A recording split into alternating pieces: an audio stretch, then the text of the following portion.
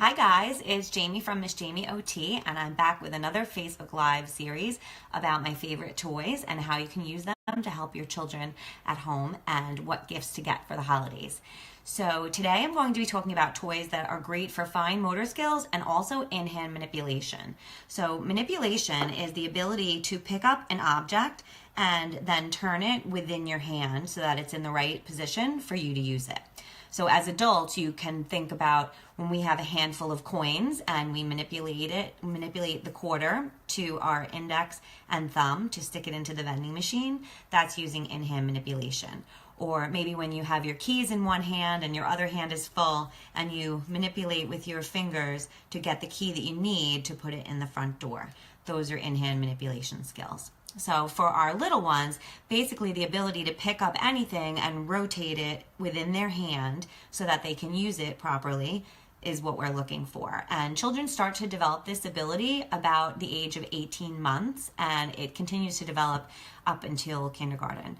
And by the time they're in preschool, they should be able to pick up a toy or a peg and move it within their hand to use it. So the toys that I'm going to talk about today, I'm going to talk about a few, but basically any toy that has a small peg or small pieces that need to be inserted, because if they're in the wrong position, your child has to pick them up and then basically kind of flip them over to get them in the right spot for the game. So this is Travel Perfection, and as I said on my last Facebook Live post, OTs love travel-sized things and mini things because they're smaller, which means the pieces are smaller, so they work on more fine motor coordination or finer coordination, but also they fit really nicely in our work bag, and usually most OTs go from school to school, so this is small and easy, and we can throw it in our bag and go. And as a mom, that's another way that you can have a toy on hand, throw it in your pocketbook, or if you're going to grandma's or something and you have something that your child can play with that will work on their fine motor skills, rather than giving them your phone or letting them watch TV or whatever. Another great toy that has small pegs is Light Bright, and this is travel Light Bright, but regular Light Bright is great too. And of course you remember that you have to pick up the small pegs and put it in to make a design. The regular Light Bright comes with pattern cards that you have to push through. That can be tough for some children, but it's awesome for hand strength.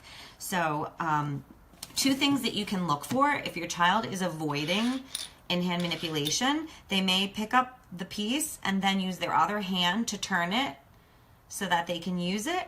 Or one thing I see a lot with my little ones is that they pick something up and then they touch it to their chin or like to their shirt to turn it, rather than using the small muscles of their hand to manipulate it into the proper position. So that's just something that you can keep an eye out for when you're doing small fine motor things with your child. Another great toy, or game I should say, for fine motor coordination and in-hand manipulation is Mancala. And this is a great game to play with children of all ages, as long as you're able to give your little ones a little help. But it's a strategy game where you have to pick up all the marbles in one cup and then use in-hand manipulation to put one at a time in all the rest of the cups.